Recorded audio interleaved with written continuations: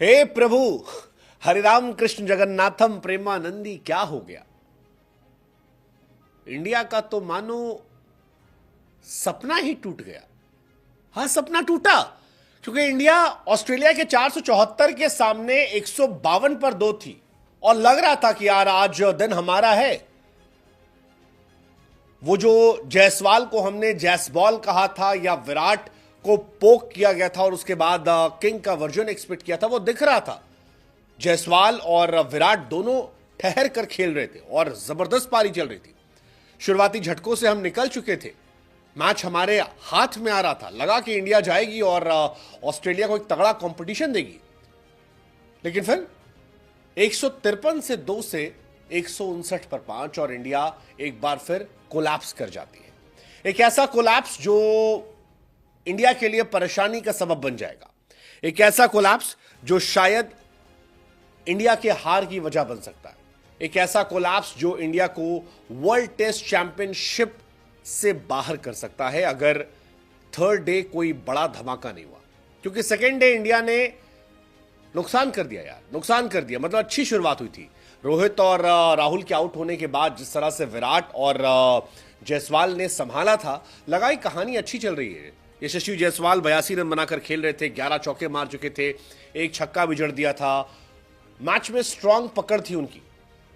लेकिन फिर वो रन आउट होता है जिसमें कई लोग विराट कोहली को कसूरवार मानते हैं, कई लोग मानते हैं कि जायसवाल ने नादानी कर दी। विराट कोहली का फिर वो ऑफ साइड अफेयर एक बार फिर दिखाई पड़ा और सारी मेहनत जो 86 गेंद खेलकर उन्होंने की थी वो खराब हो गई। अब हालत यह है कि इंडिया ऑस्ट्रेलिया से 310 रन पीछे है और फॉलो ऑन का खतरा जो है वो इंडिया पर मंडरा रहा है। इंडिया स्ट्रांग सिचुएशन में थी, 40 ओवर में 153 रन थे, लेकिन 46 ओवर में 164 हो गए और यहीं से सारी कहानी जो है वो पलट जाती है। सारी कहानी पलट जाती है। इंडिया ने 11 रन के अंदर 3 विकेट गंवा दिए और 3 बड़े विकेट थे, जिसमें से एक विकेट विराट कोहली का, दूसरा विकेट जायसवाल का। आकाशदीप को नाइट वॉचमैन के तौर पर भेजा गया, वो भी चल नहीं पाए। अब जड्डू, ऋषभ पंत, इसके बाद नीतीश कुमार रेड्डी और फिर वॉशिंगटन सुंदर, इन 4 पर बहुत ज्यादा प्रेशर रहेगा। अगर ये 4 मिलकर कम से कम 110 या 120 रन बना लेते, 110 रन बनाते हैं तो फॉलो ऑन टलेगा। लेकिन अगर आपको मैच बचाना है तो आपको कम से कम कुछ नहीं तो यहां से 250 रन मारने होंगे या 200 रन तो मारने ही मारने होंगे। 200 के नीचे आप फंस जाएंगे। लेकिन क्या वो पॉसिबल है? पता नहीं, मुश्किल लगता है, बहुत मुश्किल लगता है। एज अ इंडियन फैन शायद हम हाइपोथेटिकली उम्मीद कर ले, लेकिन बहुत मुश्किल लगता है क्योंकि बहुत ही खराब बल्लेबाजी हुई है। जायसवाल अच्छा खेल रहे थे, मुझे जायसवाल से बड़ी उम्मीदें थी, लेकिन बोलैंड के ओवर में उनका रनआउट होना, फिर विराट का बोलैंड को विकेट देना, फिर आकाशदीप का 0 पर जाना, ये एमसीजी के लोकल बॉय की कहानी जो है ये बहुत ही परेशान करने वाले। और बोलैंड पिछली बार भी यहाँ आए थे, छा गए थे। बोलैंड टेस्ट सीरीज की अगर इस बार बात करो तो 5 इनिंग में 73 गेंद पर 27 रन बनाए और 3 बार बोलैंड को विकेट दे चुके हैं। और जिस तरह से विकेट दिए वो बड़ा डिसअपॉइंटिंग था।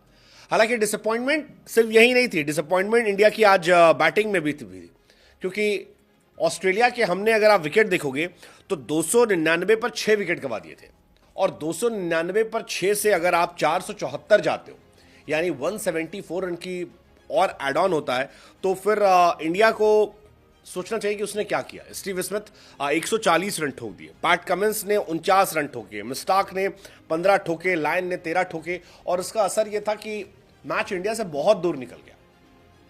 आप ऑलरेडी आखिरी के 3-4 विकेट पर अगर आप 150-200 रन देते हो तो यह बताता है कि यार आप मैच में नहीं थे, आप गायब थे। ऊपर से आपकी बल्लेबाजी, कैप्टन रोहित शर्मा फिलहाल इस टीम में एक बर्डन बनते जा रहे हैं। एक कैप्टन के तौर पर भी 12 बार रिव्यू लिए हैं, एक बार सही हुआ है, हर बार गलत हो रहा है। बैट्समैन के तौर पर तो मत ही पूछिए यार, वो पे जहां पर हर आदमी रन बना रहा है वहां पर रोहित शर्मा 3 रन बनाकर आउट होता है। हर मैच में वो बंदा फ्लॉप हो रहा है। 6, 5, 23, 8, 2, 0, 8, 18, 11, 3, 6, 10, 3, 1, 50, 8 बीच में हटा दे तो बिल्कुल खत्म है। पिछले 14 इनिंग में 11 का एवरेज है यार। बुमराह ने विकेट ज्यादा निकाले रोहित शर्मा से।